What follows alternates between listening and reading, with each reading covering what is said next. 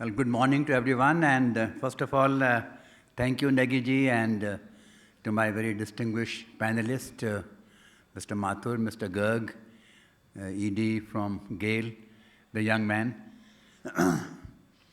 and very distinguished audience.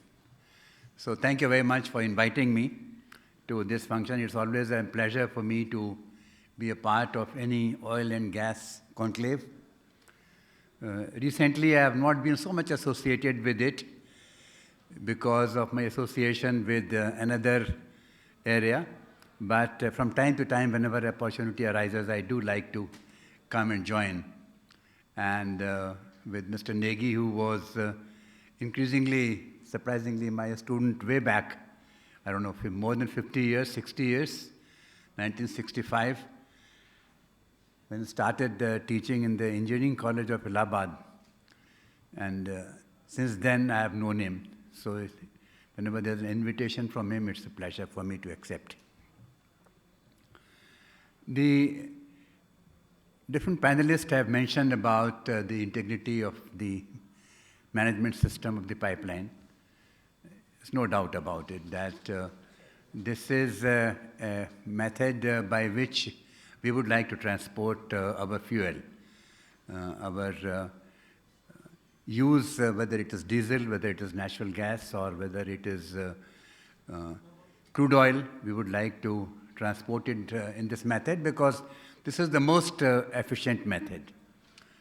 The other earlier methods we used to do by tankers is no good, is inefficient, costly, and of course, is not environmental friendly as well. So this is no doubt about it. This is a settled issue. The question is that how do we expand it? How do we expand this network? And how do we ensure that when it is expanded, it reaches safely to the citizens? I recall whenever pipelines are made and there is a question of right of way, there are huge debates. Sometimes I remember particularly in the south when we were building up a pipeline in Kerala, there was a massive debate on how it will be done and what difficulty it will face. So these are challenges which pipeline people like GAIL, people who are working in the GAIL area, they do have difficulty when they like to set up all these pipelines in that area. The nature of difficulty also changes when it comes to some of the users. There is a large expansion of city gas users. Now, people were mentioning about somewhere about 1 crore connections was mentioned. City gas is an expanding area, and there is a population of around 24 crore families in India with the current data. If we were to assume that 24 crore families as the correct data, and assume that in many of the areas it will take time, even if 50% were to be given connections, then it is around 12 crore more connections are required. Well, we have done only 1 crore connections. That means that much more expansion of network, and this network is mostly in the city gas pipelines. Now, city gas is a very sensitive area. This passes through large populated areas, and there the integrity of your pipeline is extremely important. Any change, any difficulty, any leakages, any inefficiency in the systems can really affect a large body of persons and can have massive security implications. So this is an area I think that we need to think about as we go about expanding the city gas network. We have a long way to go in this area. And I'm sure that as experts work on this, they will think how we can further improve this system in the city gas network. There's another area which was mentioned about the gas pipeline. This is in the international arena. In the international arena, so far, we have had two forays. One was the effect when we wanted to have the TAPI pipeline from Turkmenistan, Afghanistan, Pakistan, and India. I remember as Petroleum Secretary, I had started work on this, and since then this continued with massive failure all along. The reason is that there are huge security implications when it passes through Afghanistan and when it passes through Pakistan. And there were various models tried. People thought of giving it to some international agencies who were neutral, to whom Pakistan and Afghanistan may agree, but some or the other that has not agreed.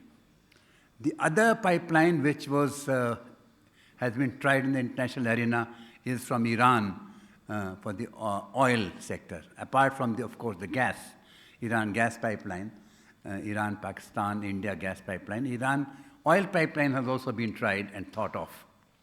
We have thought of two models. One is through the land route, and other is through the sea route. And both these routes have been worked upon, thought of, but some or the other, this has not worked. So this is an area which is still work in progress. Sadly, in international arena, setting up pipelines is a very, very difficult process, because it's not only the question of the integrity of the pipeline, but the international security environment, which is very critical for setting up these areas. An important issue which needs to be mentioned in this context is about the availability of gas which will flow through the pipeline. I recall the infant